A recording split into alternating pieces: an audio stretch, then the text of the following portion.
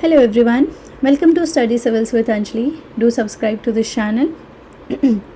मैं आपसे सिंपल से क्वेश्चन पूछना चाहती हूँ कि अगर आज कोई कहे कि लड़कियों को पढ़ने की ज़रूरत नहीं है या कहे चाइल्ड मैरिज बिल्कुल नॉर्मल है, किसी इंसान को उसकी कास्ट की वजह से नीचा दिखाना सही चीज़ है, तो आप क्या कहोगे? ऑब्वियसली हम सब कहेंगे कि ये गलत है, लेकिन 19th सेंचुरी इंडिया में ये सब कॉमन था। सोसाइटी में बहुत सारी सोशल इविल्स थे और इसी सिचुएशन में कुछ लोग आगे आए और उन्होंने कहा कि समाज को बदलना होगा। आज हम उन्हीं रिफॉर्मर्स की कहानी पढ़ेंगे जिन्होंने मॉडर्न इंडिया की फाउंडेशन रखी। सबसे पहले हम समझेंगे इसके बैकग्राउंड को कि वाई रिफॉर्म्स स्टार्टेड। सबसे पहले समझते हैं कि रिफॉर्म मूवमेंट की ज़रूरत पड़ी ही क्यों। 19th सेंचुरी में इंडियन सोसाइटी कई प्रॉब्लम से घिरी हुई थी। सोशल लेवल्स में जैसे सती प्रथा, child marriage, polygamy, untouchability, caste discrimination, और सबसे ज़्यादा सफ़र कौन कर रहा था? तो विमेन एंड लोअर कास्ट के लोग। उनके पास इक्वल राइट्स नहीं थे। सवाल आता है कि अगर किसी सोसाइटी में आधी पॉपुलेशन यानी विमेन को अपॉर्चुनिटी ही ना मिले तो क्या सोसाइटी प्रोग्रेस कर सकती है? बिल्कुल नहीं, है ना। इसीलिए रिफॉर्म्स की डिमांड बढ़ने लगी। ठीक है, वेस्टर्न एजुकेशन की बात करें तो ब्रिटिशर्स के रूल के साथ ना मॉडर्न एजुकेशन भी आई। इंडिया ने पहली बार में पढ़े liberty, equality, human right, rational thinking, और लोग सवाल पूछने लगे कि ये कस्टम क्यों है, क्या ये सच में रिलीजन है? ठीक है, वेस्टर्न एजुकेशन आया, वेस्टर्न थॉट आया, फिर क्रिश्चियन मिशनरीज आए इंडिया में। मिशनरीज इंडिया में सोशल प्रैक्टिसेस की क्रिटिसिज्म करते थे। इससे इंडियंस को अपने समाज के फ्लॉज के बारे में सोचने का मौका मिला। राइज ऑफ मिडिल क्लास का भी राइज होने लग गया था, जैसे कि नए एजुकेटेड इंडियन इमर्ज हुए, जैसे लॉयर्स, टीचर्स, जर्नलिस्ट, डॉक्टर्स। ये लोग ना सोशल चेंज के बिगेस्ट सपोर्टर बने। डिक्लाइन हुआ ट्रेडिशनल इंस्टीट्यूशन का। ठीक है, उसके बाद सोशल इविल्स इंडियन सोसाइटी में बहुत सारे थे। इसमें सबसे पहले जो लीडर उभर के आए वो थे Raja Ram Mohan Roy, father of Indian renaissance. अब मिलते हैं उस इंसान से जिसने मॉडर्न इंडिया का आर्किटेक्ट कहा जाता है, राजा राम मोहन रॉय। उनका जन्म ना 1772 में हुआ। उन्हें कहा जाता है फादर ऑफ इंडियन रेनेसेंस। क्यों थे ये स्पेशल? वो संस्कृत जानते थे, पर्शियन जानते थे, अरबिक जानते थे, इंग्लिश भी जानते थे। मतलब एक वॉकिंग यूनिवर्सिटी थी वो। उनकी सोच, वो कहते थे कि रिलीजन को रीज़न के साथ समझो, ब्लाइंड फेथ मत फॉलो करो। सोशल एविल के अगेंस्ट उन्होंने बात किया। उन्होंने अपोज किया सती सिस्टम को, चाइल्ड मैरिज को, पॉलीगेमी को, कास्ट डिस्क्रिमिनेशन को। इनका मोस्ट कंट्रीब्यूशन था इम्पॉर्टेंट कि अबॉलिशन ऑफ सती 1829 में लॉर्ड विलियम बेंटिक ने सती को बैन किया। लेकिन इसके पीछे सबसे इम्पॉर्टेंट रोल राजा राम मोहन रॉय का था। सोचिए कि अगर पूरी सोसाइटी किसी गलत प्रैक्टिस को नॉर्मल मान रही हो और आप उसके खिलाफ खड़े हों, कितना हिम्मत चाहिए होगा, है ना। एग्जैक्टली वही करेज राजा राम मोहन रॉय ने दिखाया। उन्होंने मॉडर्न साइंस और एजुकेशन को प्रमोट किया और उनका मानना था कि नॉलेज ही प्रोग्रेस का रास्ता है। फ्रीडम ऑफ प्रेस आया। वो फ्री प्रेस को सपोर्ट करते थे क्योंकि उन्हें लगता था कि बिना फ्री एक्सप्रेशन के सोसाइटी इम्प्रूव नहीं हो सकती। ठीक है, फिर उसके बाद ब्रह्म समाज की बात कर लेते हैं। तो 1828 में राजा राम मोहन रॉय ने इस्टेब्लिश किया ब्रह्म समाज कलकत्ता में। मेन आइडिया था एक ही गॉड है, मोनोथिज्म का। ब्रह्म समाज अपोज करते थे आइडल वर्शिप को, कास्ट सिस्टम को, प्रेस डोमिनेंस को, सुपरस्टिशन को। ऑब्जेक्टिव था कि worship of one God. Women's education, social equality, religious tolerance, ये इनका ऑब्जेक्टिव था। सवाल है कि आज हम इक्वालिटी और सेक्युलरिज्म को इम्पॉर्टेंट मानते हैं। क्या आप जानते हैं कि इन आइडियाज़ के रूट्स बहुत हद तक ब्रह्म समाज जैसे मूवमेंट्स में थी? फिर आता है देवेंद्रनाथ टैगोर के बारे में बात करते हैं। 1817 से 1905। ओके,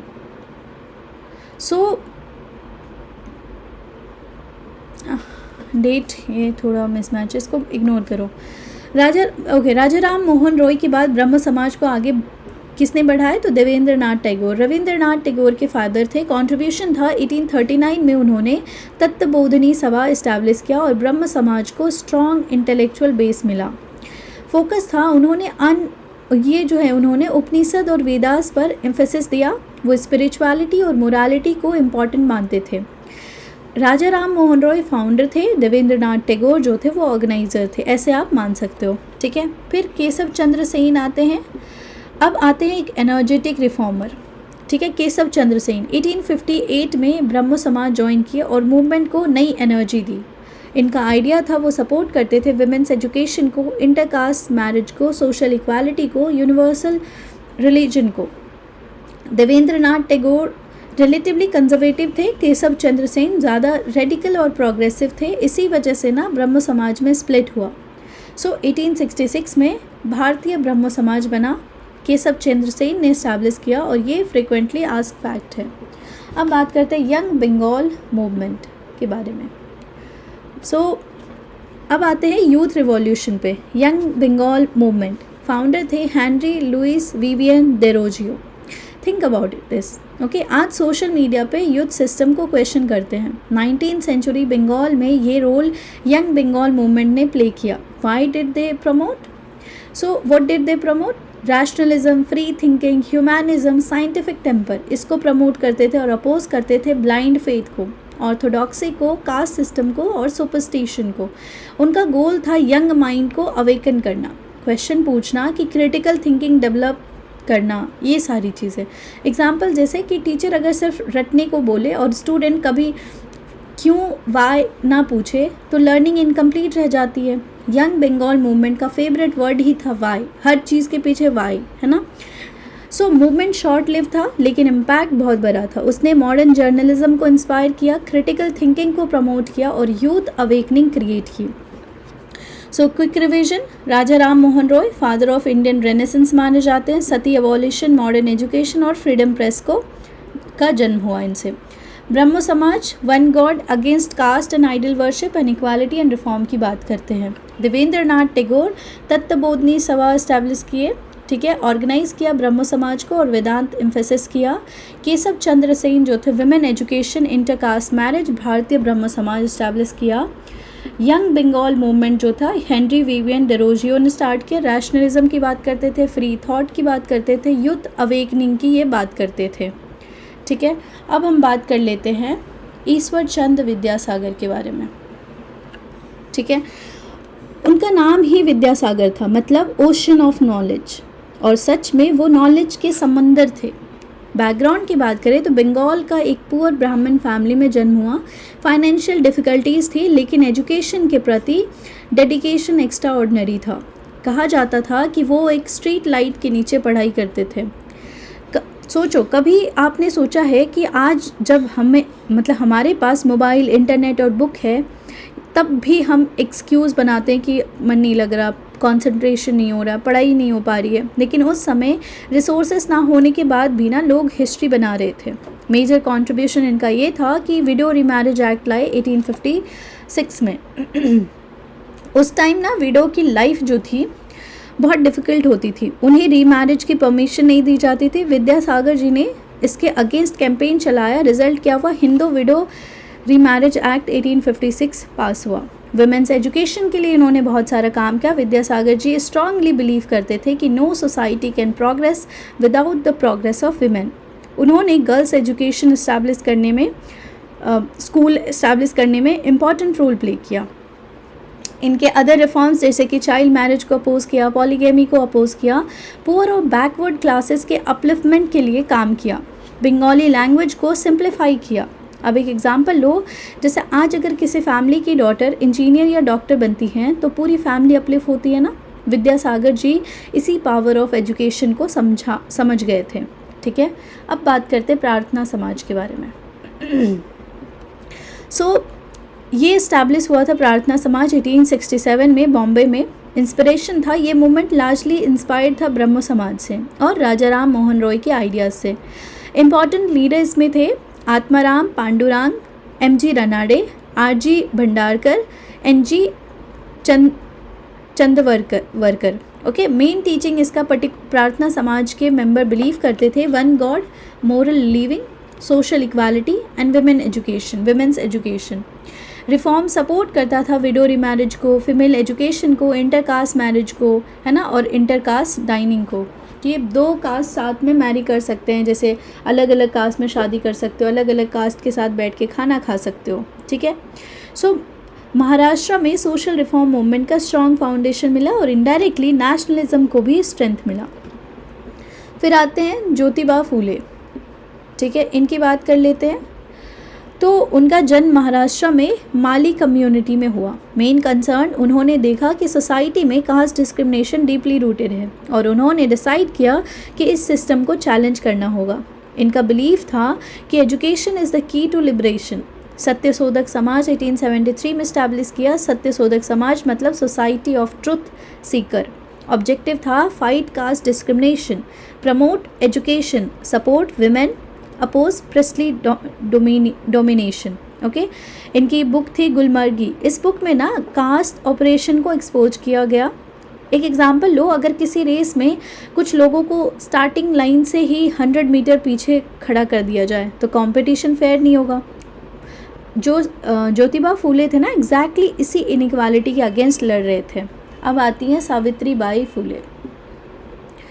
तो इनकी बात करें तो इंडिया की फर्स्ट वुमेन टीचर थी। क्यों इम्पॉर्टेंट थी? बिकॉज 1848 में उन्होंने गर्ल्स स्कूल स्टार्ट किया। उस समय जब लोग लड़कियों की एजुकेशन के अगेंस्ट थे तब ये उन्हें पढ़ाने की बात करते थे। चैलेंजेस जो इन्होंने फेस किया, जब सावित्री बाई स्कूल जाती थी ना तो लोग उन पर कीचड़ फेंकते थे, पत्थर मारते थे, ये गाय के गोबर से फेंक के मारते थे। तो लेकिन उन्होंने गिव अप नहीं किया। ये माना जाता है कि वो एक्स्ट्रा अपने झोले में एक एक्स्ट्रा कपड़े लेके जाती थी क्योंकि उनको पता था कि उनको ये सब देखना पड़ेगा, इन सब से गुजरना पड़ेगा, वो उनके सब पे कीचड़ फेंकेंगे। अब सोचिए कि आपको डेली इंसल्ट किया जाए, क्या आप अपना मिशन कंटिन्यू कर पाएंगे? सावित्री बाई ने किया और इसीलिए वो इंस्पिरेशन है। मेजर कंट्रीब्यूशन था girls education, lower caste education, window remarriage, shelter homes for window और विमेन एम्पावरमेंट का। फेमस मैसेज यही था कि अवेक, अराइज एंड एजुकेट। ये मैसेज आज भी इक्वली रेलिवेंट है। ताराबाई शिंदे की बात कर लेते हैं। तो फेमस वर्क इनका था स्त्री पुरुष तुलना 1882 में। मीनिंग था comparison between women and main. Main argument इनका था कि उन्होंने सोसाइटी के डबल स्टैंडर्ड को एक्सपोज किया। क्वेश्चन पूछा कि गलती अगर दोनों करें तो पनिशमेंट सिर्फ विमेन को क्यों मिला, है ना। वो ना जेंडर इक्वालिटी की अर्लीस्ट चैम्पियंस में से एक थी। एक एग्जाम्पल इमेजिन करो, आज भी जब हम जेंडर इक्वालिटी डिस्कस करते हैं तो उस डिस्कशन के रूट ना ताराबाई शिंदे जैसे थिंकर्स तक जाती है। फिर आते हैं दोंडो केशव कार्वे। केशव कार्वे जी की बात कर लेते हैं। ये एक विजनरी एजुकेशनिस्ट थे। इनका फोकस विमेन एजुकेशन और विडो वेलफेयर था। मेजर कंट्रीब्यूशन था विडोज़ होम 1896 में पब्लिश हुई थी। विडो के रिहेबिलिटेशन के लिए इस्टेब्लिश किया, विडो होम बनाया था। I am so sorry, founder थे ये विडो होम्स का।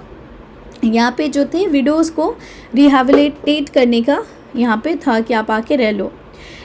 फिर थे स्त्री शिक्षण संस्थान, विमेन एजुकेशन को प्रमोट करने के लिए बनाया गया था। ठीक है, SNDT वुमेंस यूनिवर्सिटी 1916 में ये इस्टेब्लिश हुआ था मुंबई में और ये इंडिया की फर्स्ट वुमेंस यूनिवर्सिटी थी। क्यों इम्पॉर्टेंट था? बिकॉज कार्वे बिलीव करते थे कि education is the strongest tool for women empowerment.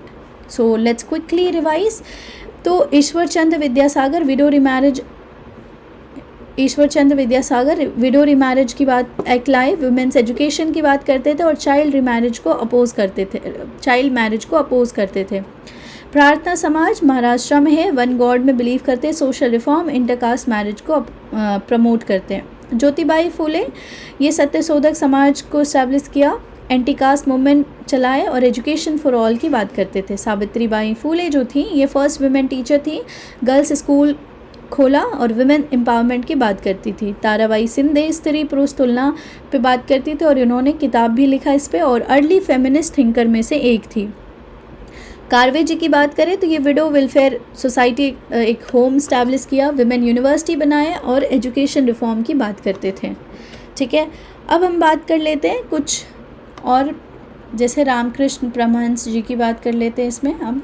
ठीक है, तो इनकी बात करते हैं। तो रामकृष्ण परमहंस एक सेंट थे, एक मिस्टिक थे और एक स्पिरिचुअल रिफॉर्मर थे।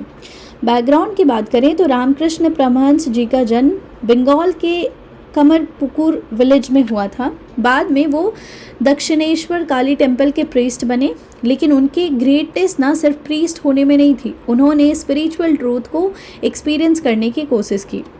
इनके इम्पॉर्टेंट आइडिया थे। रामकृष्ण जी ने अलग अलग रिलीजन को प्रैक्टिकली फॉलो किया, हिंदुइज़्म, इस्लाम, क्रिश्चियनिटी, और कंक्लूड किया कि सभी धर्म को अल्टीमेटली डेस्टिनेशन एक ही है सभी धर्म का।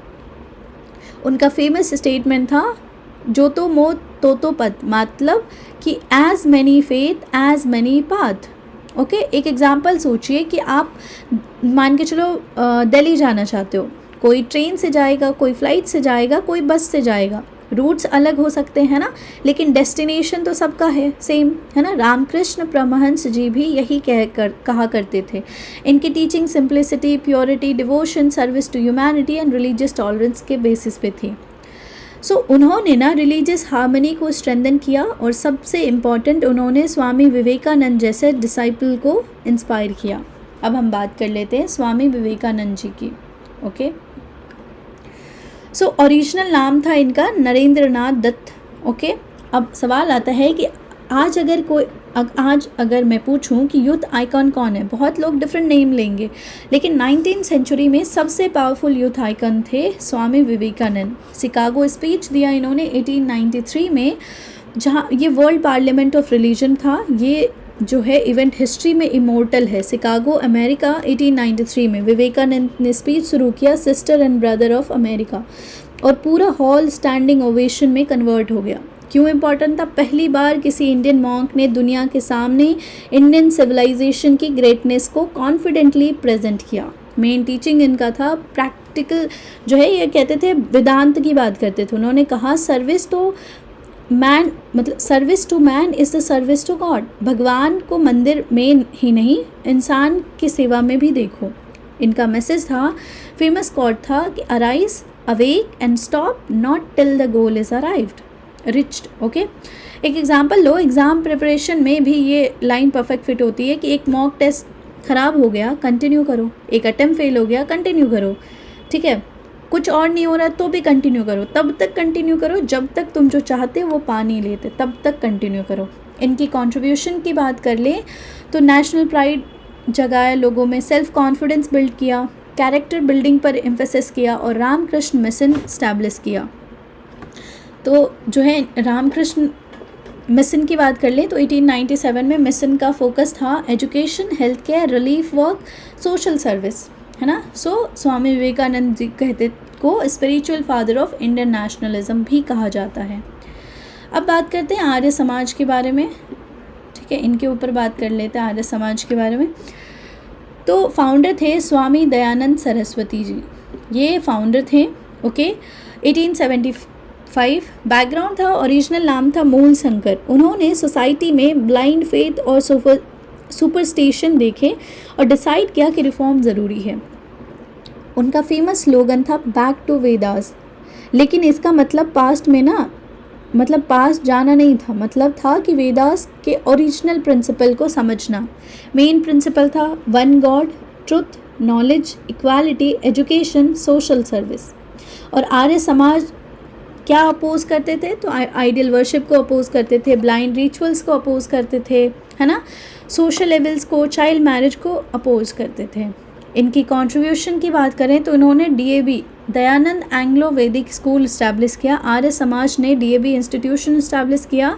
ये मॉडर्न एजुकेशन और वैदिक वैल्यूज़ का कॉम्बिनेशन था, है ना। Women's right, window remarriage support किया, विमेन एजुकेशन सपोर्ट की। अब एक एग्जांपल से सोचो कि अगर आप मोबाइल यूज़ करते हुए भी अपनी वैल्यू मेंटेन कर सकते हो तो मॉडर्निटी और ट्रेडिशन साथ चल सकते हैं। आर्य समाज भी एग्जैक्टली यही कहते थे कि दोनों साथ ले चलो।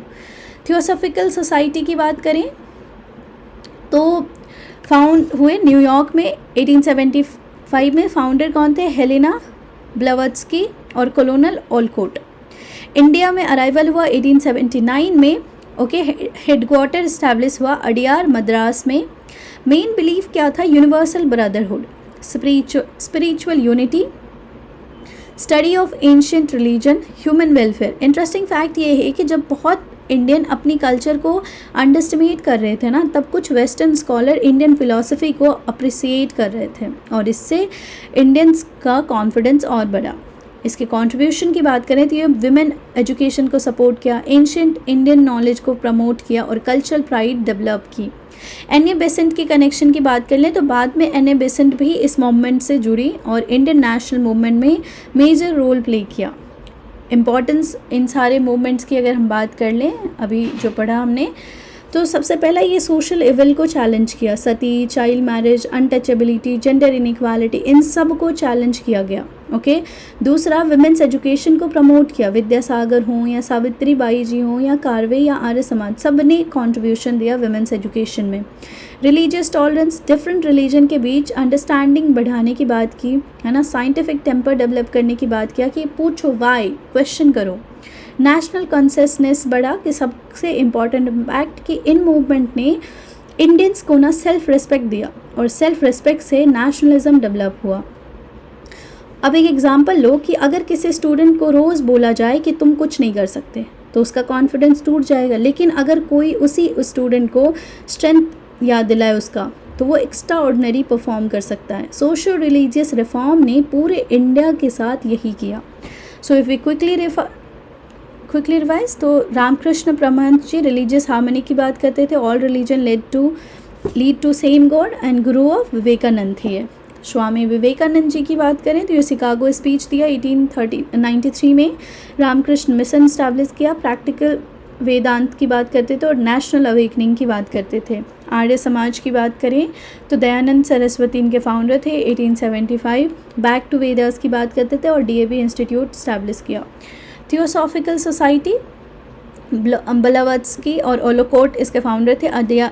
अडियार हेडक्वार्टर मद्रास में आए। यूनिवर्सल ब्रदरहुड की बात की, एन.ए. बेसेंट जो है इसमें बाद में इससे कनेक्शन हुआ। ठीक है, अब एक और बात कर लेते हैं इसमें, एसएनडीपी मूवमेंट, जस्टिस पार्टी, इनके बारे में भी हम थोड़ा बात कर लेते हैं।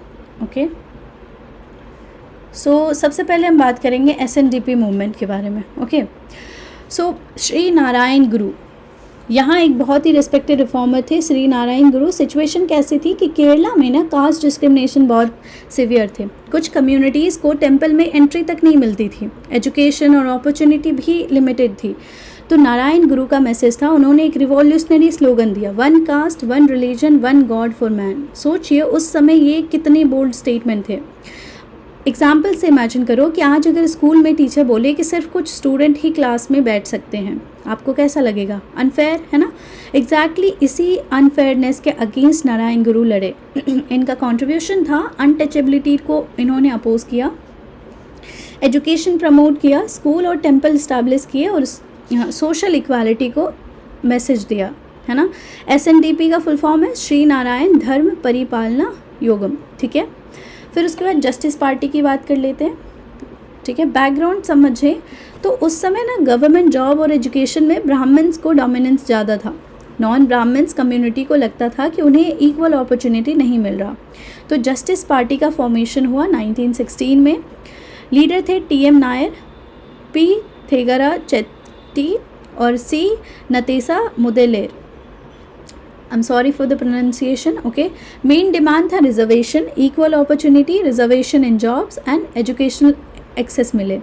अब एक एग्जांपल मान लीजिए कि स्कूल की क्रिकेट टीम में हर साल सिर्फ एक ही ग्रुप के बच्चे सेलेक्ट हो रहे हैं, बाकी टैलेंटेड स्टूडेंट को चांस ही नहीं मिल रहा, तो नेचुरली डिमांड आएगा ना कि सबको इक्वल अपॉर्चुनिटी मिलनी चाहिए। जस्टिस पार्टी भी इसी प्रिंसिपल पर काम कर रही थी। इम्पॉर्टेंस ये था कि बाद में इसी मूवमेंट ने द्रविडियन पॉलिटिक्स की फाउंडेशन रखी। फिर आता है सेल्फ रेस्पेक्ट मूवमेंट। ओके, सो अब आते हैं ईवी रामास्वामी पेरियार। ओके, सवाल है कि किसी इंसान की सबसे बड़ी स्ट्रेंथ क्या हो सकती है किसी इंसान का? मनी, पावर या पोजीशन? पेरियार कहते थे self respect. Self respect movement start हुआ 1925 तमिलनाडु में। इसका ऑब्जेक्टिव था कास्ट सिस्टम को अपोज करना, सोशल इक्वालिटी लाना, विमेंस राइट पे बात करना और रैशनल थिंकिंग। इंटरकास्ट मैरिज को सपोर्ट करते थे। अब मानो एक एग्जांपल, जैसे अगर किसी को सिर्फ बर्थ्स के बेसिस पर सुपीरियर या इन्फीरियर डिक्लेयर कर दिया जाए तो क्या ये फेयर है? नहीं है ना। पेरियार ने इसी मेंटालिटी को चैलेंज किया।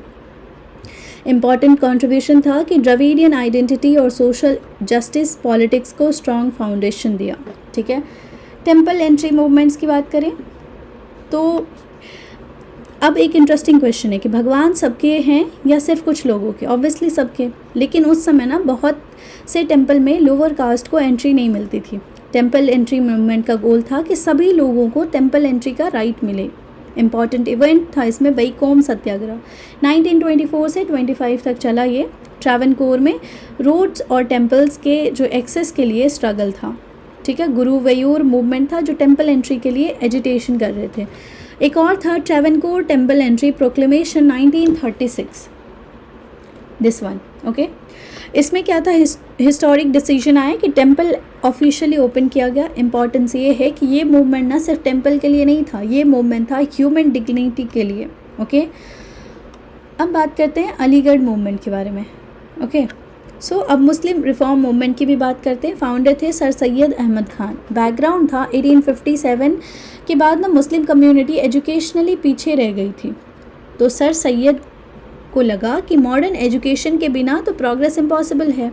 इनका कंट्रीब्यूशन है कि 1875 में इस्टेब्लिश किया Mohammedan Anglo oriented college, later ये बन गए अलीगढ़ मुस्लिम यूनिवर्सिटी AMU। ठीक है, मेन आइडिया था scientific thinking, modern education, social reform और रैशनल आउटलुक।